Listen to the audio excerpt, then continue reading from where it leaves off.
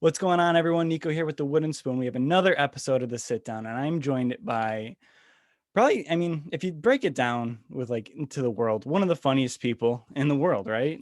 I Uh, don't know. I mean, I'm not gonna say that. I mean, I'm joined by stand-up comedian Mike Lenoci. Mike, what's going on? Thanks for coming on, thank man. you.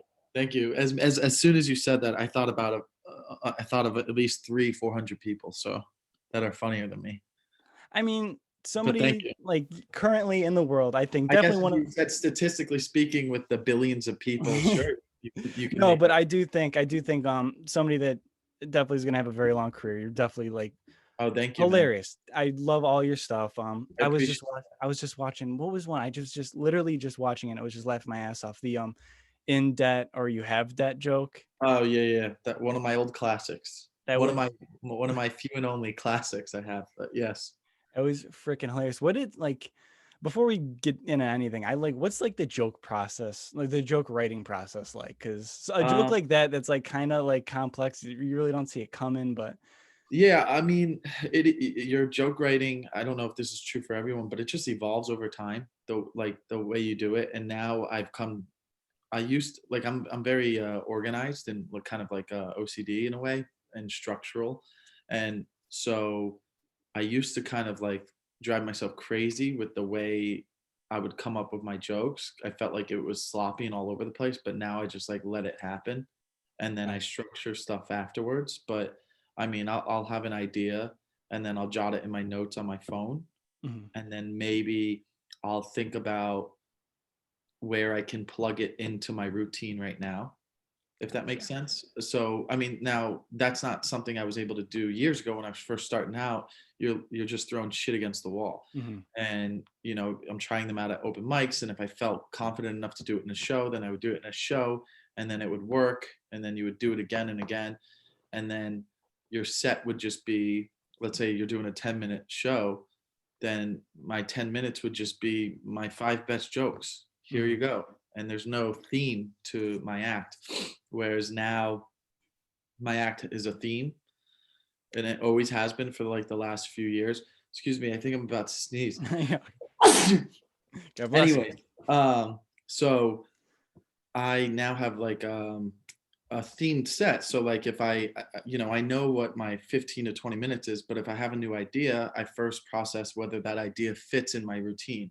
If it doesn't, I might write it down and then just save it, but I know whether that idea can fit in my act, if Gotcha. that makes Yeah. sense.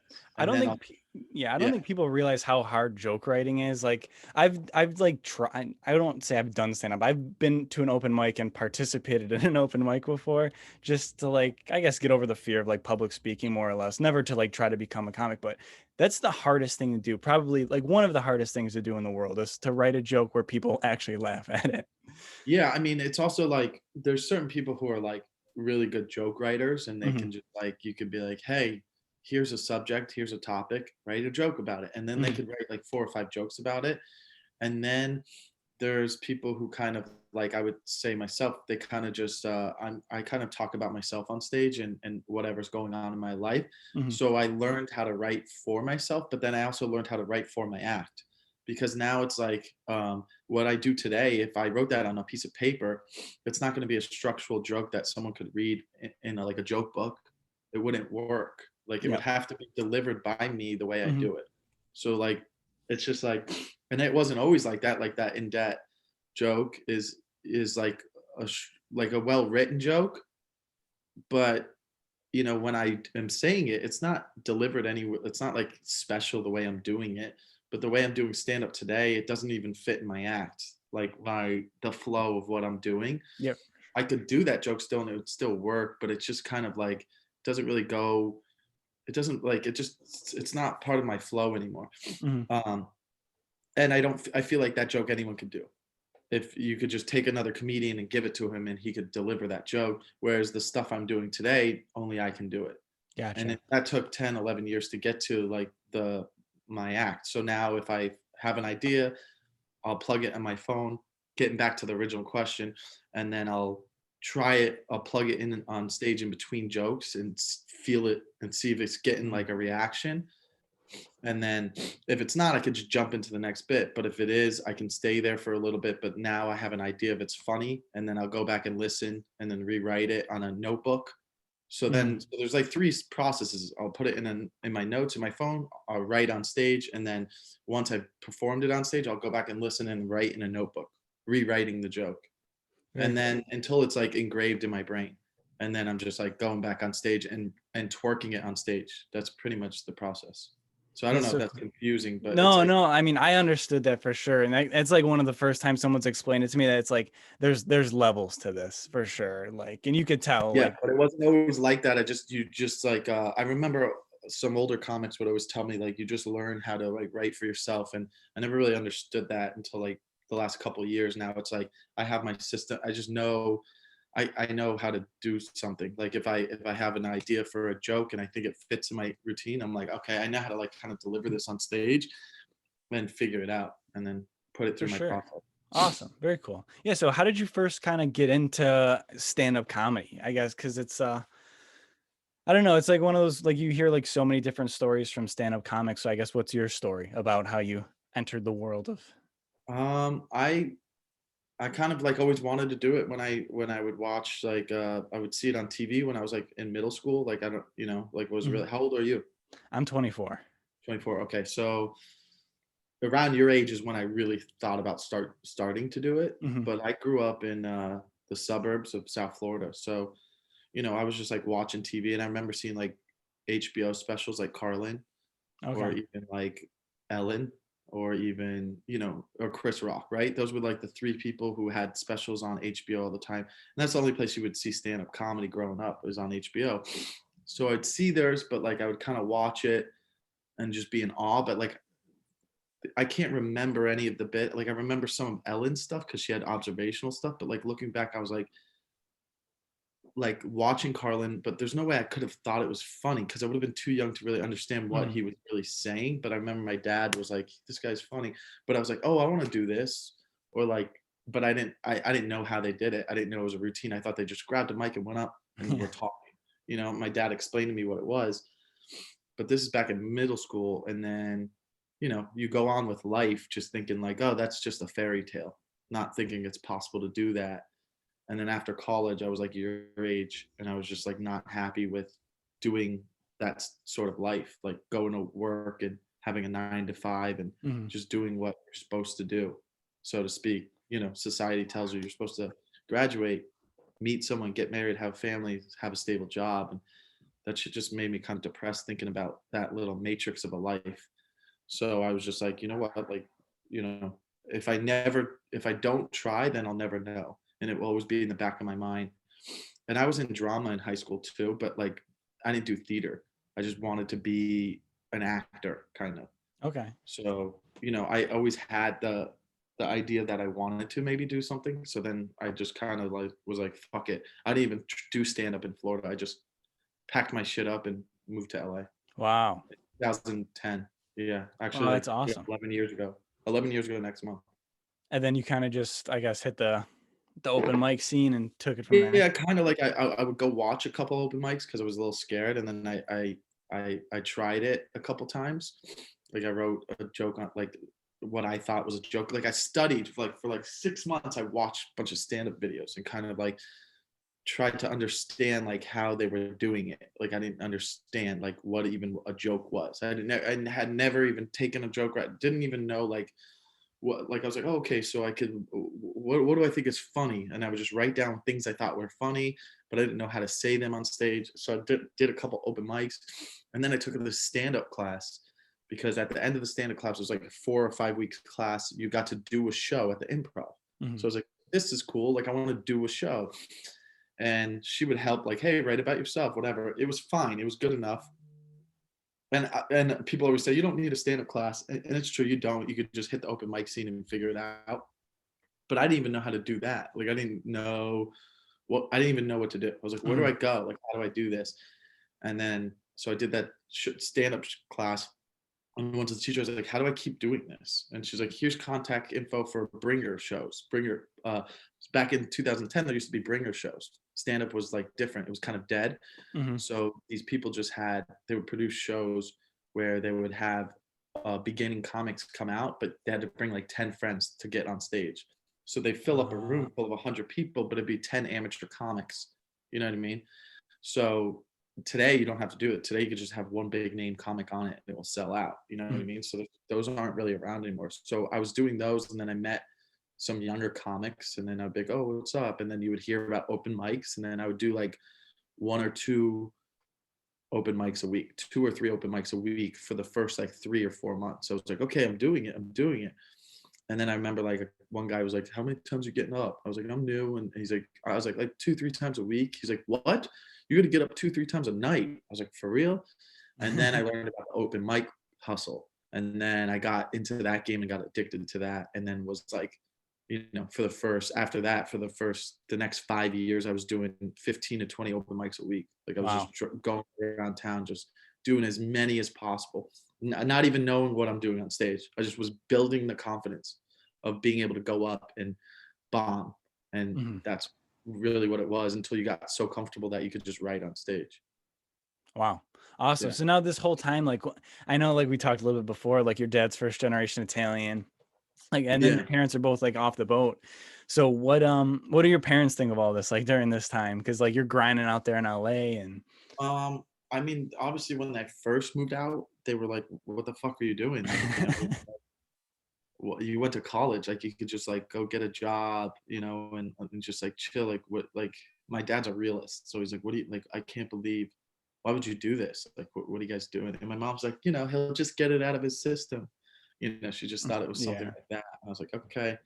And like, I just knew that I was going out there with no back door. Like, I was like, oh, I'm going to die trying. Like, there's no way I would ever let life like get to me. Like this is it. Like, and I still have that mentality. I mean, you get so many this business is full of so many no's, and outside of this business, just life like pounds you down sometimes and humbles you. And no matter what, you think about like, oh, am I making the right decision? But I've never thought like, oh, I'm gonna stop. Like, this is what I'm doing. So I've always had that mentality. And I think probably like after 2 or 3 years, then they saw that. They were just like, this isn't just a thing to get out of my system. And then, then eventually, you go do shows out of town, and then they've seen me, and then they've seen me do shows when I was 2.5 years in. They've seen me do shows when I was 5 years in to 10 years in. So for them, it's cool because you don't see the growth I was gonna yourself. say they could see You the watch. progression and that's really Yeah, so cool to they see see. the progression, and then it's like undeniable when you see, the work you put in.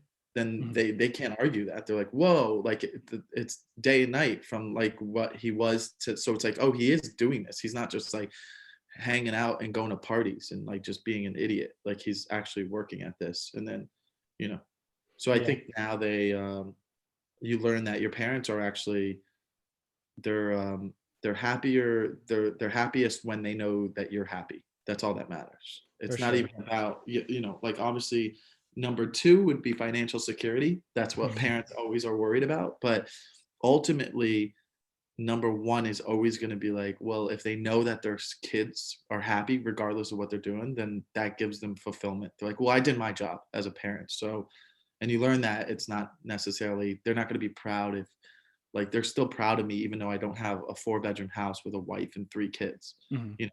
you know if I get that one day, great. That's just icing on the cake. For sure.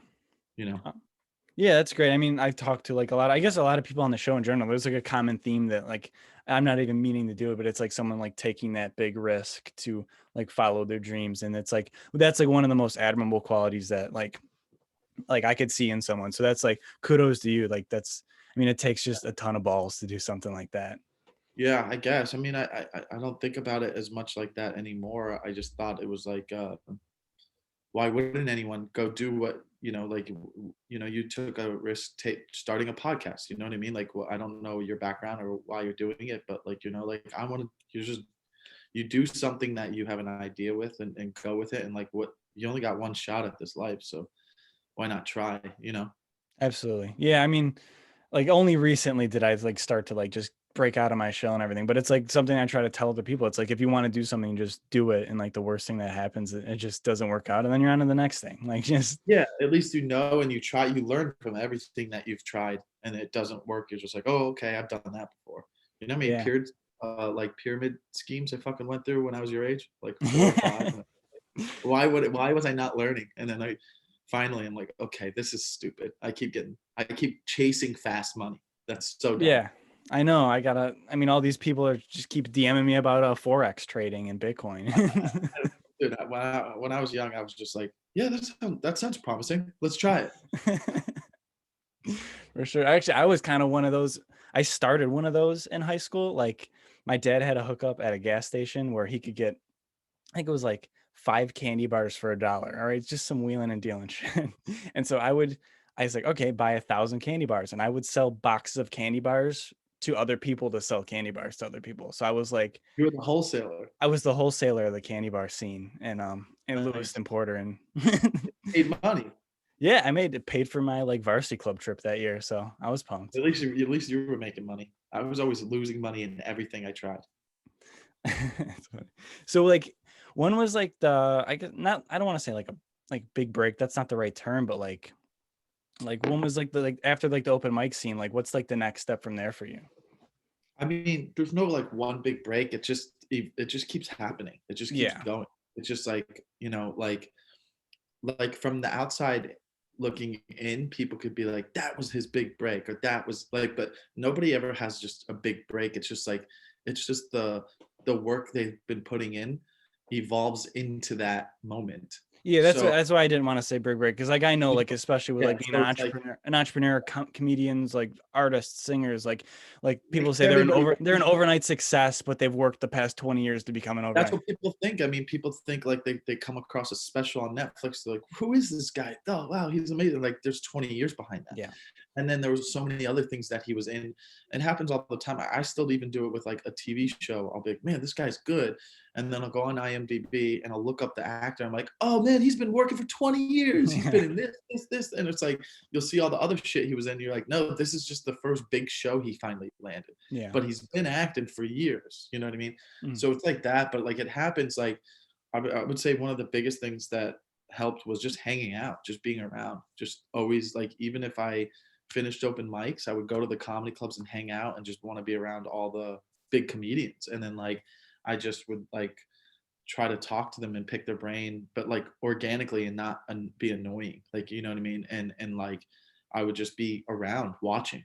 I would just like I would do my open mics, go to the comedy clubs, hang out, and then even if I didn't have a show or didn't do an open mic, I was just always at the comedy clubs. Mhm. I was just like, okay, well, this is going to be my life. This is going to be my second home, and I would just keep hanging out, and you meet people, and I can't tell you how many times like I've been there not doing a show and someone's like, hey, do you want to do this, do you want to do this, or hey, I mean, the first person that ever approached me even about the road life, I didn't know anything about comedy outside of LA. Like I didn't know how you get work or how you make Mhm. money. I didn't care to make money doing it, but it was like Bobby Lee. He was like, he just came up to me and he was like, hey, I'm gonna have you come open for me on New Year's in San Diego. And I was like, yeah, that'd be awesome, really.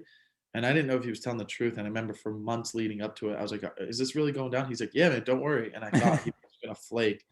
But like once I did that, then I learned about like looking on like websites of all the comedy clubs locally, like in San Diego, Irvine, Ontario. Like I look at them, and then if I saw who was performing at them, if I saw it was someone new, I would be like, hey, can I host for you? If I felt comfortable in that relationship that I could Mhm. ask them that. I wouldn't go out of the blue and ask someone I didn't know that well. But then I like learned about like, oh, I can host and I can make money hosting as a young comic, because nobody wants to host and it's a great way to get stage time. So then, just kind of getting in with comics like that, and then being, like working good with them or well with them, and hosting, and then eventually get good enough to feature, and then you can feature for bigger comedians, and then eventually you get to start headlining, you know. Dang, I mean, that's awesome. I mean, this is like the Yeah. first time for me, like hearing like the absolute grind, and then I'm sure like road life's a different, like a whole different animal, right? Yeah, I mean, it's different when you're opening for a bigger comedian. It's great because like there's a crowd of people buying tickets to go see someone they're a huge fan of. Mhm. Where is like you go on the road with another comic who's not big. It's just like this is the road. Like you might have a night with like 15 locals and they're not all in it, or like Yeah. I was just in Vegas at the Laugh Factory, and you're getting the demographic. Vegas can be hard for a comic who's not like a younger comic, because like I'll walk out into the showroom and there's going to be 5 60-year-olds, and then there's Yeah. going to be a table full of 20-year-old girls or 20-year-old guys, and then there's going to be another table of like middle-aged people, 30s and your 40s, like, so Yeah. your demographic is across the board in Vegas, so you got to make sure that you can kill like Hmm. for this room. So, and fortunately, like what I do, it just does well. It's more relatable probably to 30-year-olds and older, but still I think I still relate to like people in their 20s. But that's just again, if I'm doing the road, like I have a one nighter somewhere like in Washington DC in April, I'm trying to figure out how to sell tickets. Like Yeah. I want to make sure there's some people there, you know what I mean? Like it's like, so it's a different game. It's like more like, it's like, oh, this is a new part of the game. Like now it's stressful. It's like, okay, I need to make sure I Yeah. get people in there so that the club's happy with me, so that the club books me again. So unless Yeah. you're like one of those guys who sells tickets like that, it's a business. It's like, Yeah. okay, And I then now gotta on have top of being a stand-up comic, you also have to be like a full-time social media marketer and whatever you have to do. Like at the end of the day, however I can get people to come watch me do my art, and if you fuck with it, you fuck with it. If not, I'm not gonna stop doing it. So then carry on with your day. mhm. Leave a comment if you want. I'll delete it and then carry on. You know what I mean? Like that's the life. But like, I don't know. Just I got to keep going. That's what feeds the soul. For sure. I think that's like because I see you do pretty well on social media too. I was just checking you're like TikTok out and you're on TikTok, I'm Instagram. trying that. I'm trying the TikTok now. I'm trying to build it right now. I'm late to the game because I was just like, I can't get behind these dance videos. But it's like now I'm just gonna post my stuff on there and Yeah, whatever. Just that's the another best way to spot. do it. Well, if you ever want to collab, man, we got like 50K on TikTok, so Great. Share a post, or I don't even know how it works on. you can make some stupid Italian video because that's all the shit that Oh, we really? make. I'll No, try. but I always feel like I'm not that Italian for being Italian. Like, you know what I mean? Like I feel like when people are like, "Oh, you're Italian guy, huh?" And I'm like, "Yeah."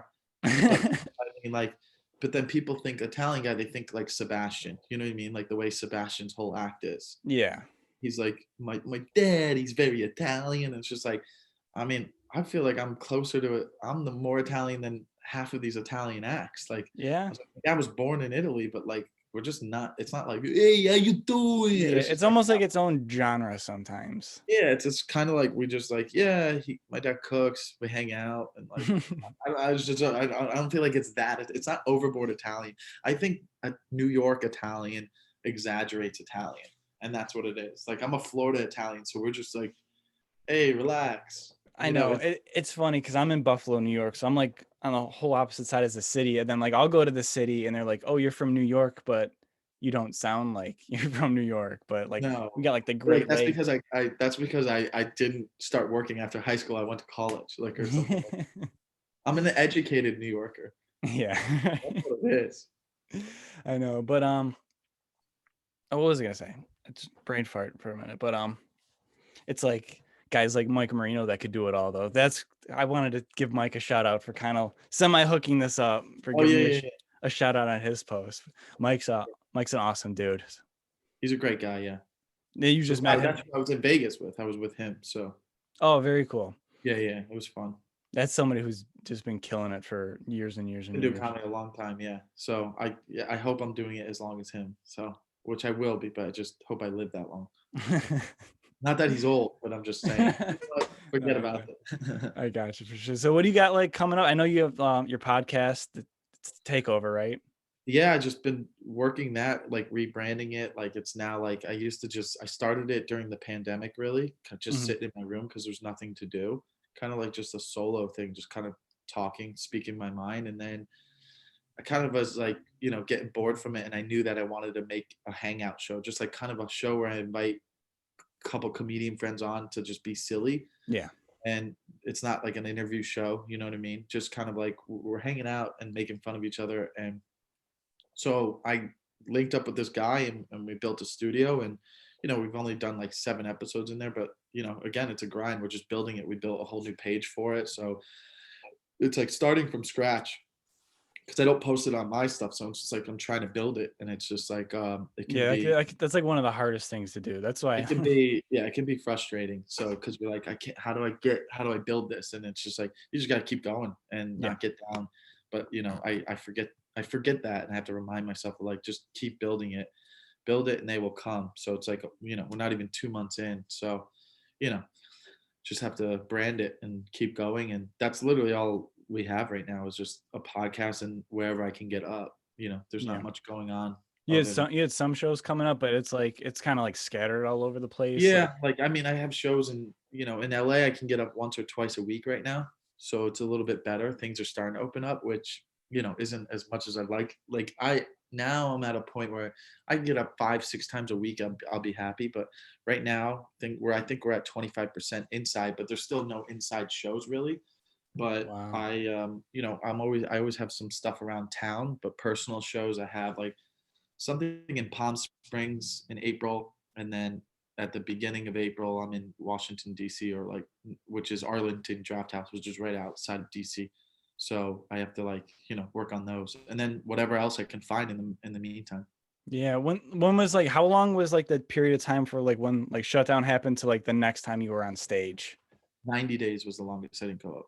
Wow. Do Yeah. you think that like So that like affect? getting shut down to like yeah, it was literally 90 days, and then we found me and my buddies like put an illegal show on. We went to a podcast studio and we had like 15 people show up in a packed room that was very small. Hmm. It was very unsafe, but we didn't care. We just wanted to go up.